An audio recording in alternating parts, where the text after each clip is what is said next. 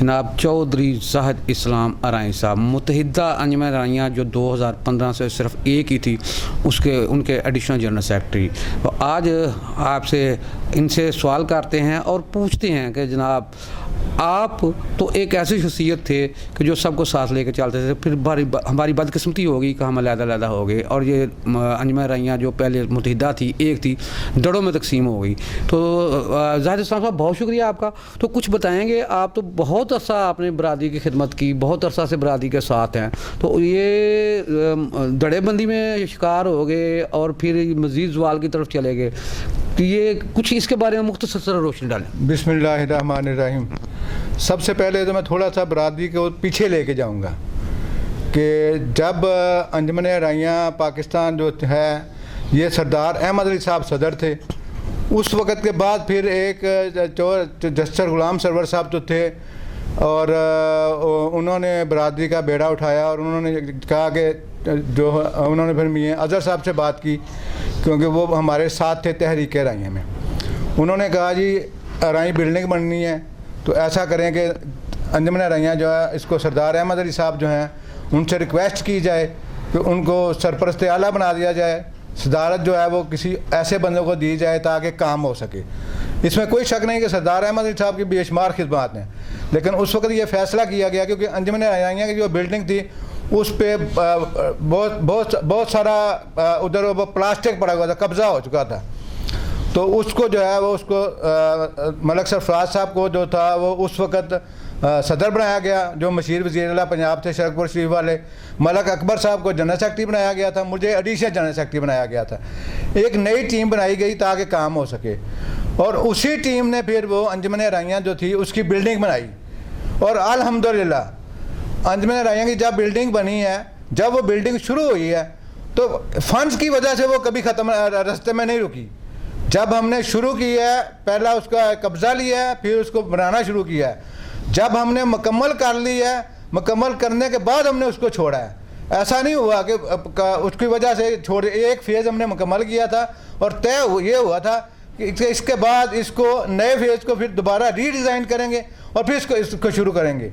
लेकिन मैं समझता हूँ कि ये बरादरी के लिए सोचने का मकाम है कि एक चीज़ जो बन गई थी उसको बने हुए मेरे ख्याल में आज 30-35 साल हो गए हैं। उसके बाद उसको दोबारा उसको तमीर नहीं किया गया, ना उस पर कोई मॉडिफिकेशन हो सकी है। उसकी वजह यह है कि उसके बाद बरादरी जो है आपस में दड़ों में तकसीम करनी शुरू हो गई। बरादरी में अपनी सियासत आ गई है, पर्सनल शख्सियात की सियासत आ गई है और उस वजह से जो है बरादरी जो है वह दो दड़ों में तकसीम हो गई है। बरादरी जो है राई बरादरी जितना मुखलिस बंदा मुझे को कहता है ना कि राई का काम नहीं करता, मैं कहता हूँ यार किसी बरादरी में हर बंदा बरादरी का काम नहीं करता। राइयों में भी ऐसे बंदे हैं, हमने भर्ती कराए हैं बंदे, मैं उनका नाम नहीं लेना चाहता। हमारे ऐसे ऐसे दोस्त हैं जो इस वक्त बहुत अच्छी पोजीशन पे हैं, जिनको हमने भर्ती कराया है और सिर्फ राई बेस पे कराया है और वो इस वक्त बहुत अच्छे ओहदों पे हैं।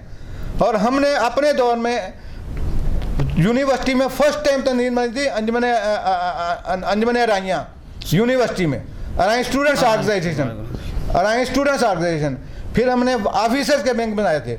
हमारे पीसी में जो था हमने ग्रेड 20, ग्रेड 90, ग्रेड 18 के तकरीबन 200 अफसरों का हमने खाना किया था और हमने MP MNS का अलग-अलग खाना किया था। लेकिन बदकिस्मती ये है, जब तक मियाँ मनीर साहब जब तक सदर थे, अराई बरादरी मुत्तहिद होकर चलती रही थी। लेकिन उसके बाद पता नहीं ये दो मलक अकबर साहब और मियाँ सईद साहब ये दोनों आपस में दोस्त हैं। मैं किसी को ये नहीं कहता कि कसूर किसका है, लेकिन मसला ये है कि जब इनके ये सदर बने हैं मियाँ साहब और मलक साहब एडिशनल जनरल सेक्रेटरी बने हैं, उसके बाद जो है वो इख्तलाफात शुरू हुए हैं और ये इख्तलाफात जो हैं ये हमारी समझ से बालातर हैं कि जब दोनों बंदे राई हैं तो इख्तलाफ किस चीज़ का। फिर बड़ी कोशिश की इसको कि ताकि इसको समेटा जा सके। बहुत सारी इस सिलसिले में मीटिंग हो चुकी हैं, लेकिन मैं मायूस नहीं हूँ, मैं किसी बंदे की किरदार कुछ नहीं करना चाहता, लेकिन मैं अभी भी पूरा उम्मीद हूँ कि ऐसा कोई मसला नहीं है। अंजुमन राई जो है वो एक कबीला है, एक फैमिली है, अपने एक घर में भी इख्तलाफ हो सकते हैं, भाई भाई से लड़ सकते हैं, बहन से लड़ सकती है, ऐसा कोई मसला नहीं है कि बाज़ का तो कत्ल की सुलह हो जाती हैं, कत्लों की सुलह हो जाती हैं, ग्रुपों की सुलह हो जाती हैं जिनमें 20-20, 30-30 कत्ल हो चुके होते हैं।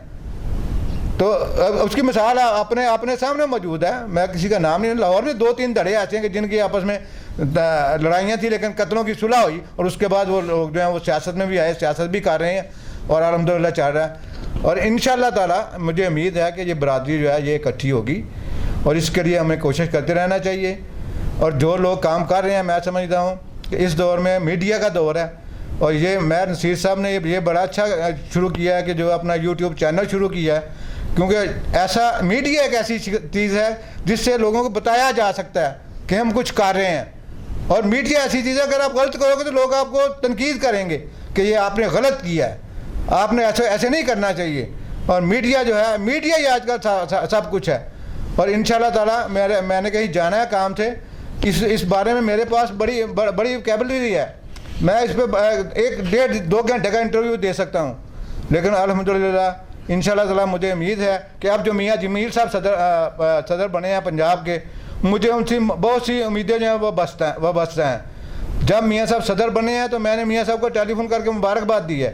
میں نے کہا میاں صاحب آپ کو اللہ نے وسائل بھی دیے ہیں, آپ کے پاس سیاست کا تجربہ بھی موجود ہے, آپ کے پاس رفائی تجربہ بھی موجود ہے, لیکن اب میں سمجھتا ہوں کہ آپ کو کام کرنا چاہیے. 2015 تک انجمن رائیاں متحدہ تھی ایک ہی تھی جب اس کی عمر 100 سال تھی. پھر ایسا حادثہ ہوا, حادثہ میں تو کہوں گا کہ جناب وہ فلیٹی ہوٹل میں 48 بندوں کو کھانا کھلا کے اپنے ہاتھ کھڑے کر کے 2 دھڑے ہو گئے جو آج تک متحد نہیں ہو سکے. بہت سے دوستوں نے کوشش کی, ہم سوشل میڈیا کے حوالے سے بہت سے کویشچن ہوتے ہیں کہ کیا بات ہے یہ رائیں اکٹھے نہیں ہو سکتے. وہ آپ کی نظر میں وہ لیگل تھا, قانونی تھا, غیر قانونی تھا؟ اور آج بھی جو قبضہ ہوا ہے ارائیں بلڈنگ پہ ایک گروپ نے, میں تو یہی کہوں گا اللیگل ایکٹ. فرد ملک اکبر صاحب کے نام ہے ارائیں بلڈنگ کی, لیے کی زمین کی فرد ملک اکبر صاحب کے نام ہے, الرائی صاحب جو ہے جنرل سیکرٹری صاحب کے نام ہے. آپ صرف مختصر بتا دیں کہ وہ لیگل تھا یا غیر قانونی تھا. میں دیکھو جی, میں آپ کو بتاتا ہوں, وہ جو اجلاس تھا وہ میرے سائنوں سے بلایا گیا تھا. اس کے ایجنڈے میں کہیں یہ شامل نہیں تھا کہ آج جو ہے جو برادری کا الیکشن ہو رہا ہے, نہ وہ الیکشن کی میٹنگ تھی, نہ وہ الیکشن تھا. اور اس وقت میں ایڈیشنل جنرل, میرے پاس جنرل سیکرٹری کا چارج تھا. میں نے جو وہ میٹنگ بلائی تھی ایز اے جنرل سیکرٹری بلائی تھی, اور اس کے ایجنڈے میں کہیں یہ نہیں شامل تھا کہ جو ہے ملک اکبر صاحب جو ہیں وہ ان کو ڈسمس کیا جائے گا یا کوئی ایسی بات ہوگی. بلکہ اس وقت میاں منیر صاحب اسٹیج پہ بیٹھے ہوئے تھے. یہ میاں منیر صاحب سے کویشچن پوچھے, میں نے پوچھا تھا. انہوں نے حبیب الہی صاحب جو تھے وہ اس وقت as a acting additional general secretary کام کر رہے تھے, بلکہ ان کے پاس ایکٹنگ جنرل سیکرٹری میرے خیال میں تھے, چارج تھا کہ نہیں تھا مجھے نہیں پتا, کیونکہ میرے پاس جنرل سیکرٹری کا چارج تھا. انہوں نے جو تھا میرے ایجنڈے میں جو میں نے ایجنڈا سائن کیا وہ میرے خیال میں ابھی پڑا ہوا گا میری فائل میں, اور میں دیکھوں گا اگر اس میں کہیں سے ذکر نہیں تھا کہ آج الیکشن ہونے ہیں. لیکن اس بلڈنگ کی کوئی الیکشن نہیں سی ایجنڈے دے, نہ وہ الیکشن سی. الیکشن تو ہو ہی نہیں سکتا 40-50 بندیاں نا. الیکشن ہوتا ہے پورے کنونشن نا, آل پاکستان رائیں کنونشن بنایا جائے, وہ پہلے ایجنڈا دیتا جاتا ہے کہ اس تاریخ نو الیکشن ہے. آیا وہ ایجنڈا کٹ کے دیکھو تو الیکشن کا ہے ذکر, وہ کوئی الیکشن کا ذکر نہیں ہے. پھر اس وقت انہوں نے جڑا ہے انہوں نے آپس کو گل طے کی تھی. اس وقت مینوں جڑا انہوں نے اسٹیج تے نہیں بلایا, میں نیچے بیٹھا سی. جدو سلیم آفتاب صاحب نے اٹھ کے کیا کہ ابھی ملک اکبر صاحب نو ڈسمس کرنے ہیں, میں کہا گل یہ کہ نمبر 1 تو حبیب الہی صاحب جڑے نے اتنے کر نہیں سکتے ایز اے اسٹیج سیکرٹری کام. حبیب الہی صاحب نے آ کے میری اس چیز کس منو تھی, میں جنرل سیکرٹری ہوں, منو تھی تھلے بٹھایا ہے تو تھی حبیب الہی صاحب نے اسٹیج تے بلایا, میں یہ جواب دے تھی. میں یہ جلسے کی گل کی پی سی فلیٹی دے تو میاں منیر صاحب نے کہا اجازت صاحب غلطی ہو گئی, اسی معافی چاہتے ہیں. یہ میاں منیر صاحب کے الفاظ نے, میاں منیر صاحب زندہ نے. میں احتجاج کیتا ہے, میں کہا جی اے نہ ملک صاحب کو کڈیا جا سکتا ہے, نہ یہ اجلاس ہے, نہ یہ کچھ ہو رہے. اور اتنے اس کے باوجود جو ہے ملک صاحب نو کڈیا گیا. حالانکہ ملک صاحب دیکھو میاں سعید صاحب جڑے نے وہ بھی ساڈے واسطے آنریبل نے, ساڈے دوست نے, ساڈے بھائی نے, ساڈے بزرگ نے. میاں سعید صاحب صدر سن اور ملک اکبر صاحب جنرل سیکرٹری سن. اسی میاں سعید ختم کیتی جائے جڑا فلیٹی دوارا سی اجلاس ہوئے, میں تمہیں کر دیتا کہ وہ کسی ایجنڈے شامل نہیں سی. میرے کو موجود ہے, وہ کاپی موجود ہے.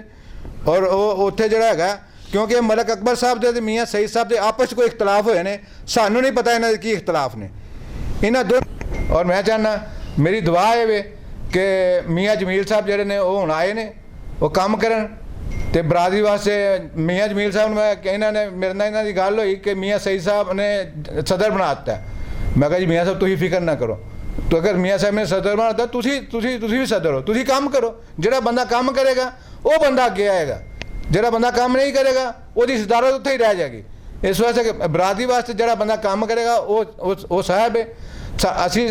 ਅਸੀਂ ਬਰਾਦਰੀ ਦੇ ਖਾਦਮ ਹਾਂ, ਨੌਕਰ ਹਾਂ ਬਰਾਦਰੀ ਦੇ। ਸਾਨੂੰ ਬਰਾਦਰੀ ਵਾਸਤੇ ਹਾਜ਼ਰ ਹਾਂ, ਅਸੀਂ ਬਰਾਦਰੀ ਦੀਆਂ ਜਿੰਨੀਆਂ ਖਿਦਮਤ ਅਸੀਂ ਕਰ ਸਕਨੇ ਕਰਾਂਗੇ। और उम्मीद है इंशाअल्लाह ताला अल अज़ीज़ ये ਜਿਹੜੇ इख्तलाफात ने ये ख़त्म हो जाएंगे और बरादरी आपस में मुत्तहिद हो जाएगी। जी नाज़रीन, जनाब ਅੱਜ ਤੁਸੀਂ ਐਸੇ ਹਕਾਇਕ ਸਾਹਮਣੇ ਤੁਹਾਡੇ ਆਏ ਨੇ, ਪਰਦਾ ਉਠਾਇਆ ਗਿਆ ਜ਼ਾਹਿਰ ਇਸਲਾਮ ਸਾਹਿਬ ਨੇ ਕਿ ਫਲੈਟੀ ਹੋਟਲ 'ਚ 48 ਬੰਦੇ 48 ਬੰਦਿਆਂ ਨੂੰ ਬੁਲਾ ਕੇ ਉਹ ਐਟਮ ਏਜੰਡੇ 'ਚ ਸ਼ਾਮਲ ਨਹੀਂ, ਔਰ ਅਸੀਂ ਵੀ ਇਹ ਨਹੀਂ ਸ਼ਾਹਦ ਹਾਂ ਉਹ ਕਿਤੇ ਨਾ ਕਿਤੇ ਏਜੰਡਾ ਉਹ ਪੇਪਰ ਉਹ ਸਰਕੂਲੇਟ ਜੋ ਹੋਇਆ ਸੀ ਸਾਡੇ ਕੋਲ ਹੀ ਮੌਜੂਦ ਹੈ। ਅਗਰ ਉਹ ਐਟਮ ਏਜੰਡੇ 'ਚ ਸ਼ਾਮਲ ਨਹੀਂ ਉਹ ਗੈਰ ਕਾਨੂੰਨੀ ਹੈ। ਜਨਰਲ ਸੈਕਟਰੀ अगर मौजूद है तो additional general secretary meeting call नहीं कर सकता। अगर कॉल की भी गई है तो वह भी गैर कानूनी है, वो इजलास भी गैर कानूनी है। इतों यह साबित होया हुण तक मियाँ सईद ग्रुप दियां जिन्नियां भी एक्टिविटीज़ ने हुण तक मैं तो इत्थे कलामी करांगा। मेरे को जनरल सैकटरी का चार्ज सी उस वक्त मलक साहब ने मैंने जनरल सैकटरी का चार्ज दिता सी। लेकिन ठीक है, अगर मलक साहब ने जनरल सैकटरी का चार्ज दिता सी ਉਹ ਐਟਮ ਉਹ ਏਜੰਡੇ ਦੇ ਵਿੱਚ ਸ਼ਿਕ ਸ਼ਾਮਲ ਨਹੀਂ ਸੀ। ਉਹ ਸ਼ਾਮਲ ਨਹੀਂ, ਇਹ ਗੱਲ ਬਿਲਕੁਲ ਠੀਕ ਹੈ, ਸ਼ਾਮਲ ਨਹੀਂ ਸੀ। ਉਹਦੇ ਤਹਿਤ ਜਿਹੜੀ ਵੀ ਕਾਰਵਾਈ ਉਹ ਗੈਰ ਕਾਨੂੰਨੀ ਹੈ। ਉਹਦੇ ਤਹਿਤ ਜਿਹੜੀ ਵੀ ਕਾਰਵਾਈ ਹੋਈ ਉਹ ਗੈਰ ਕਾਨੂੰਨੀ ਹੈ, ਗੈਰ ਆਈਨੀ ਹੈ। ਪਲੱਸ ਹੁਣ ਤੱਕ ਉਹਦੇ ਤਹਿਤ ਜਿਹੜੇ ਵੀ ਕੰਮ ਹੋਏ ਨੇ ਗੈਰ ਆਈਨੀ ਗੈਰ ਕਾਨੂੰਨੀ ਨੇ। ਇਸ ਵਾਰ ਤੁਸੀਂ ਕੀ ਮੈਸੇਜ ਦਿੰਦੇ ਹੋ ਬਰਾਦਰੀ ਨੂੰ ਇਕੱਠਾ ਹੋਣ 'ਚ? ਮਲਕ ਸਾਹਿਬ ਦੇ ਮਤਲਬ ਤੇ ਇਹ ਹੈਗਾ ਕਿ ਜਨਾਬ ਉਹ ਐਗਰੀ ਨੇ ਕਿ ਨੇ ਇਤਿਹਾਦ ਵਾਸਤੇ, ਤੇ ਮੀਆਂ ਸਈਦ ਸਾਹਿਬ ਨਾਲ ਵੀ ਤੁਹਾਡੀ ਮੀਟਿੰਗ ਰਹੀ ਨੇ, ਔਰ ਉਹ ਫਲੈਟੀ ਹੋਟਲ ਵਾਲਾ ਇਜਲਾਸ ਵੀ ਗੈਰ ਕਾਨੂੰਨੀ ਕਿਉਂ ਏਜੰਡੇ 'ਚ ਐਟਮ ਸ਼ਾਮਲ ਸੀ। ਇਹ ਮੁਖਤਸਰ ਜ਼ਰਾ ਦੱਸ ਦਿਓ ਕਿ ਜਨਾਬ ਬਰਾਦਰੀ ਨੂੰ ਕੀ ਮੈਸੇਜ ਦਿੰਦੇ ਹੋ, ਤਾਂ ਤੁਸੀਂ ਕੀ ਫੀਲ ਕਰਦੇ ਹੋ ਕਿਹੜਾ ਬੰਦਾ ਇਕੱਠਾ ਇਸ ਇਤਿਹਾਦ ਦੇ ਇਹਨਾਂ ਨੂੰ ਇਕੱਠੇ ਹੋਣ ਵਾਸਤੇ ਤਿਆਰ ਨਹੀਂ ਹੈ? ਦੇਖੋ ਜੀ, ਗੱਲ ਇਹ ਵੇ ਕਿ ਇਹਦੇ 'ਚ ਮੈਨੂੰ ਤੇ ਮਲਕ ਸਾਹਿਬ ਨੇ, ਮੈਂ ਤਾਂ ਪਿਛਲੇ ਦਿਨਾਂ ਮਲਕ ਸਾਹਿਬ ਨੇ ਇੱਕ ਮੀਟਿੰਗ ਕੀਤੀ ਹੈ। ਮਲਕ ਸਾਹਿਬ ਨੇ ਕਿਹਾ ਕਿ ਮੈਂ ਕੱਲਿਆਂ ਵੀ ਮੀਆਂ ਸਈਦ ਸਾਹਿਬ ਕੋ ਗਿਆ।